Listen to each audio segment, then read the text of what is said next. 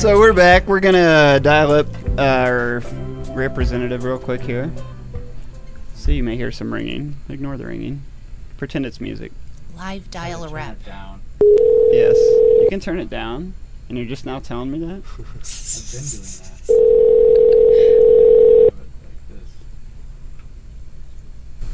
that. This is Pete. Hey, Pete. It's Jason at Overgrow the Radio. How are you? Good, Jason. How are you? I was just trying to call you. Yeah. We got you here live with myself, Elisa Kappelman, a couple of our guests, Shauna Banda, and Nate from Cana Pages. Very good. Thank you for coming on this evening. I gave you a brief introduction before we called you.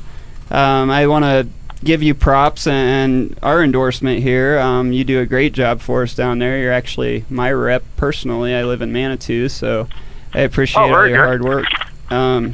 So we've had a busy week. That's why, the other night we're sitting around and I thought, well, I'd love to get Representative Lee on here and address these things, because it's been, you guys, you went out with a bang, so to speak. Well, we did, and I'd be happy to comment on that for you. Actually, I just sent out a newsletter, and I quoted closely T.S. Eliot in The Hollow Men, where I said, this is the way the session ends, not with a bang but a whimper, because we sort of imploded on Tuesday night and then came back and did some work on Wednesday and then got recalled by the governor. But my assessment of that, quite frankly, is were it not for the procedural tactics used by the majority to prevent a vote of the full House on the civil unions bill, we would not have needed to come back to a special session. But the majority leader and speaker knew that if the full House voted on the civil unions bill, it would pass. And they were determined not to have that vote because they didn't want it to pass. But the collateral damage of that was an additional 29 bills that were on the calendar. So the specific tactic that they used is the old tactic of filibustering. They just talked at length about secondary and not the most important things in the world, just to avoid having the civil unions bill come up on the calendar. And we even brought up a resolution on civility, if you see the irony of that, which had been on the calendar for a couple of months and not been brought up, and they decided to bring that up on this last-minute procedural maneuver in order, again, to avoid having the full House vote on the civil unions bill. So the all the bills that were on the calendar, along with civil unions, died. Some of them got brought back and were fixed on the following day, on Wednesday, and then the governor called the special session, and one of the bills on the calendar for special sessions, along with the civil unions, was the DUI, driving under the influence of drugs bill, which I know you're particularly interested in. That bill, as you may know, ended up being passed out of the House and went to the Senate on Wednesday, yesterday, and in the Senate it was voted on and went to a 17-17 vote and thus died. So that bill is dead. Right, absolutely. And to digress a little on the civil unions, that was sad, I think, for a lot of us. I give the governor, I said earlier, I give him kudos for calling you guys back in to debate it. And of course, you and everyone else who stood for it. I hope to see that back, in the next session. I really do. I would be shocked if it did not come back. Minority Leader Ferrandino, who was the sponsor of the bill, said he was going to keep bringing it back until it passed. Good. And if it doesn't, fall prey to the procedural tactics, in other words, if it gets an opportunity to be voted on, it will pass. Sure. Yeah, and that's what we need. We talked earlier, all these issues that seem to happen, the homeless, the camping ban, the DUID, and the civil unions tie into civil rights. And it's great to see, for the most part, most legislators who take the stand take it on them, all of them. To jump into the DUID, I'm all for a healthy debate, and I was saying earlier, I personally am in favor of regulation. I think working with the state is in our best interest at this point in time. Until the federal government backs off, then we can maybe deregulate a little bit. Right. That being said, when we make laws, and you've exhibited nothing but common sense, so I know that seems like a stupid statement, but unfortunately it's not all that common these days. When we make laws, we want to base them on science. I think we can all agree on that.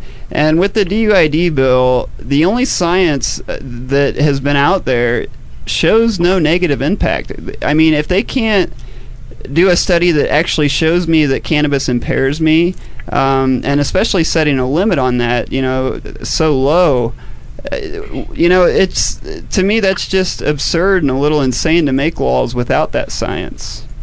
I mean, I think that's my big hang-up. I can't disagree with that. We need to have factual basis and scientific rationale behind the statutes that we create, and the evidence that was presented to the committee.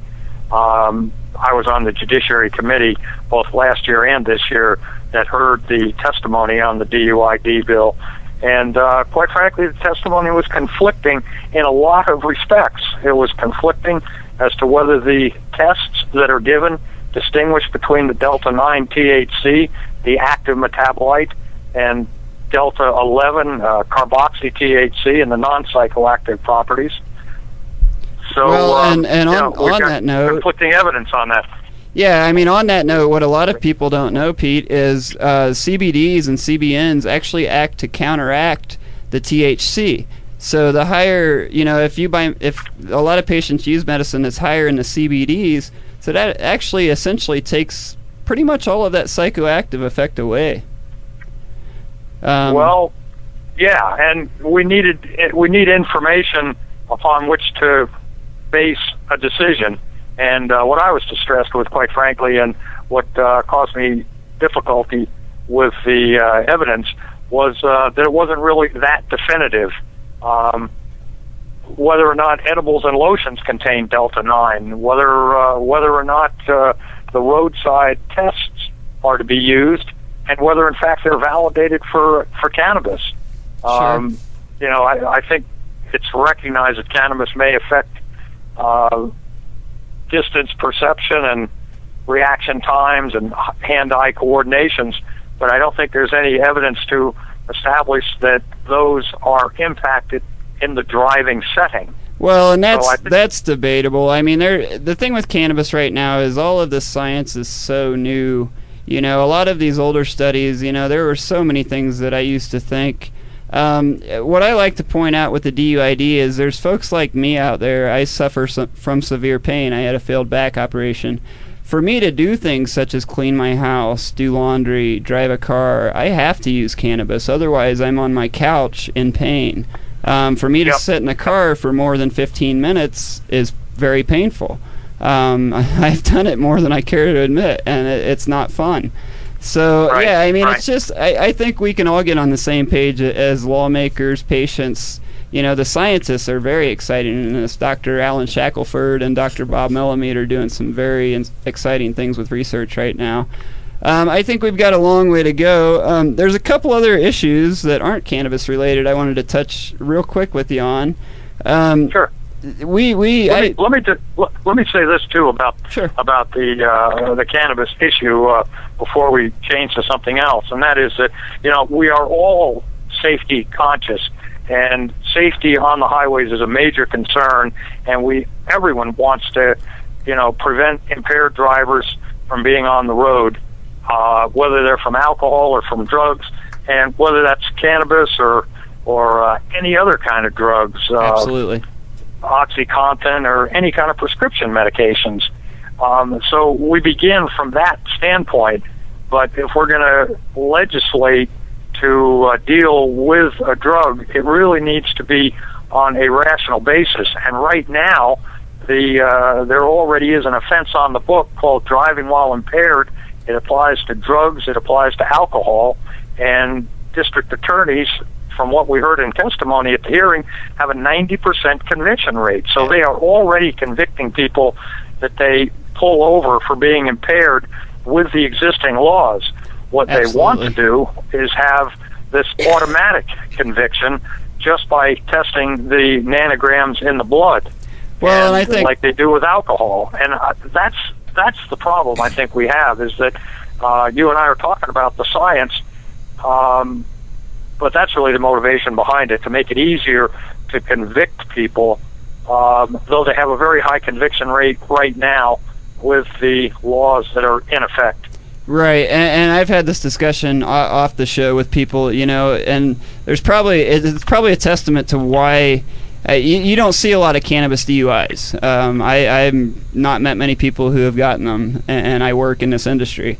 And there's probably a reason for that, because, you know, a lot of times when you use it as medication, your body gets used to it, and you're not impaired. So when you're pulled over, there's no reason to go through the routine.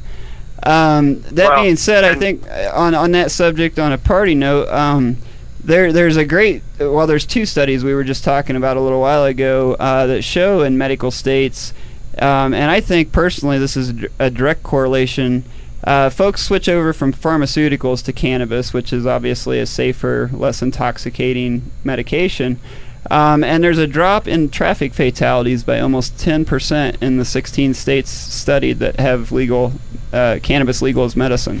So I think I've read that as well. Yeah. Yeah, it's great. I mean, the more of these that come out and the more science we have, the better. Pete, let's real quick. We're gonna have to cut to commercial in just a couple minutes, but I wanted to get your opinion. And I know this was a city issue, but you and I met way back at Occupy. We had a conversation late one night, I believe. And, you were always a proponent of Occupy and our right to be there and protest. I wanted to get your opinion on Denver passing the camping ban. Do you want to wait till after the commercial, or you just want me to offer my thought on that? Go for it. At this stage.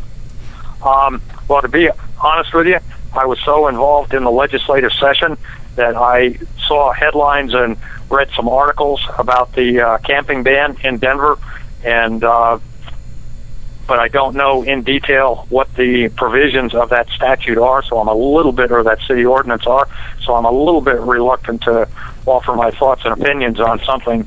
But generally, I think people have the right to be out and about, and I think that's a fundamental civil right. Sure. And I think the right to protest is a fundamental civil right and goes to kind of the basis of what our country was founded upon, the protection of people's right to go out and be different than the majority. And we go a long way to protect the minority. So I guess that's where I come from generally on those kinds of issues, is that we need to protect the minority from oppression. And if we're going to declare homelessness illegal, then we really need to address the root causes of homelessness. And Absolutely. I don't think, quite frankly, it's a housing problem as much as it is a mental health problem and a substance problem. Sure. Well, Pete, I'd love to have you back on to address more of this stuff in detail sometime. Sure, I'd be happy to. And we'll get your opinion on that later. once you research. We have a chat window on our internet radio, and one of our listeners, Meg, wanted to say thank you, Pete Lee. So I just wanted you to know that. Well, thank you very much. I appreciate that. Absolutely. Keep up the good work, sir, and we'll talk to you soon. Okay.